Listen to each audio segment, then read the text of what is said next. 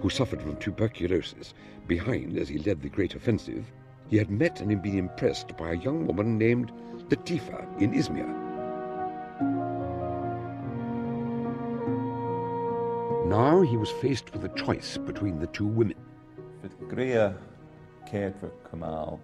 She made a home for him, but she was not the model that he wanted for the new Turkish woman. The model was more the one presented by Latifa Hanım, who was Western educated, spoke Western languages, and very strong-willed. Sending Fikriye to Switzerland for therapy, Mustafa Kemal approached Latifa, expressed his interest, and they were married shortly afterwards. Initially, they would go around together and make trips through the country where he could show her off as the kind of woman he wanted the young Turkish women to emulate. It was in Switzerland that Fikriye learns about Ataturk's marriage and comes back to Ankara and shoots herself with a revolver that she had bought to give as a gift to Ataturk, and kills herself. The death of Fikriye, while it must have caused him some emotional distress, he was able to put it behind him very quickly, as he was able to put most things of an unpleasant nature behind him extremely quickly. In politics, Mustafa Kemal's situation was again becoming precarious.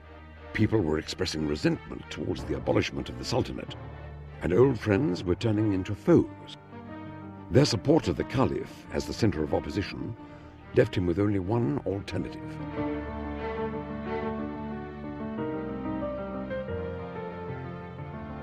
October the 29th, 1923. Attending the session of Parliament, Mustafa Kemal announced that the proclamation of the Republic would be voted upon. Explaining to the deputies that the only way out of the current dilemma was the acceptance of the Republic, he ensured the approval of his proposal. Turkey was now referred to as the Republic of Turkey, with Mustafa Kemal as its first president. He was the head of the state, as well as head of the only political party in the country. Izmit was appointed as prime minister, and Ankara was the new capital. Next on Mustafa Kemal's list was the Caliphate. He knew that for Turkey to reach the level of civilization in the rest of the world, it had to be secularized. He believed in the supremacy of human reason. He wanted Turkey to join the mainstream of human progress, and therefore knowledge was what he was after. For many years, the offices of the Caliphate and the Ministry of Religious Affairs had prevented the entrance of knowledge into the country. They had to be removed if Turkey was to proceed forward. After careful planning, he acted on March the 3rd, 1924, and within hours, he persuaded the Parliament to abolish the Caliphate and end this 600-year-old Ottoman dynasty. It was extremely important because it was, after all, the severing of the link between religion and state and the legitimization of the state. He did not in any way stop the practice of religion anywhere in the country. He didn't mind what people believed, whether they went to a mosque or not, provided they did not undermine the secular state. Biggest freedom given to Turkish citizens was the law that says this is a secular state. Mustafa Kemal became the first leader to attack and defeat the forces of radical Islam. The road to civilization had been opened. Why, after my years of education, after studying the civilization and the socialization process, should I descend to the level of common people? I will make them rise to my level. Let me not resemble them. They should resemble me. He was worthy to be followed, not just somebody whose commands had to be respected. He seemed to be a person to whom loyalty was unusually worth giving. With the support of the people, Mustafa Kemal was about to engage Turkey in an era of reform that was to shake centuries-old traditions. The Kemalist revolution had begun.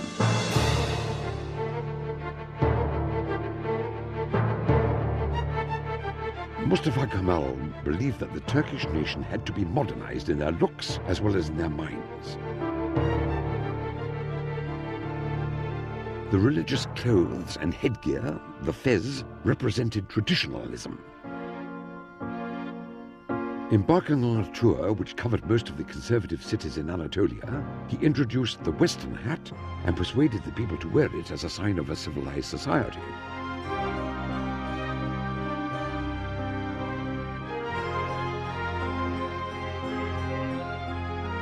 He also criticized the ancient traditions of seeking help and mercy from the dead and the sacred tombs.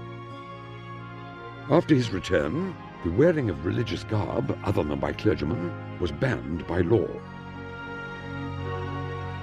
Religious brotherhoods and sacred tombs were closed down. At the end of the 9-day tour, he had removed the very foundation of society from its place. He was ready to replace it with a new one.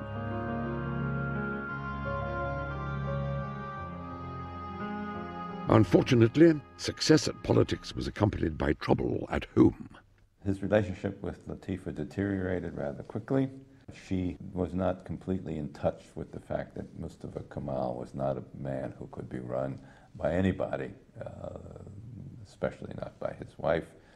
His habits were not the kind that promoted secure family life. He worked extremely hard. He worked especially late during the night, and people would come to Çankaya at night, and he would meet with them and discuss with them what kinds of reforms were necessary and invite their participation and their suggestions. These meetings took until 3, 4 o'clock in the morning. That kind of lifestyle was not the best lifestyle for a married life, and ultimately then were divorced. The marriage had lasted 2.5 years. He never remarried.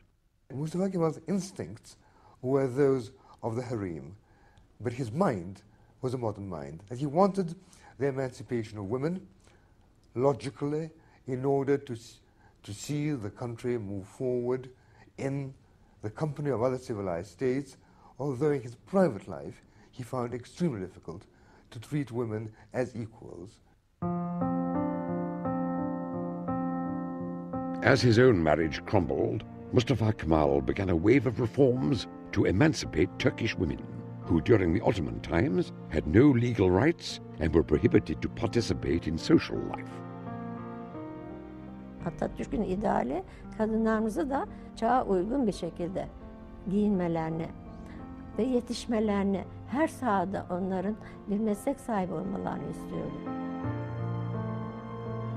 Under his strong leadership and encouragement, women became more and more involved in the daily life of the Republic.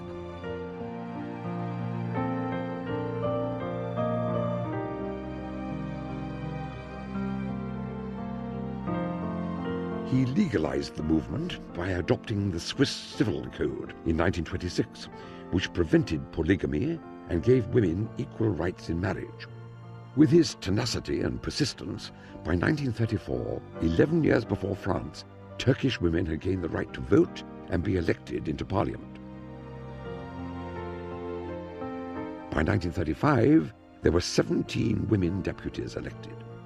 We, the Turkish women, especially the women, we owe a great deal to Atatürk. We didn't fight for our rights. We were given our rights by him.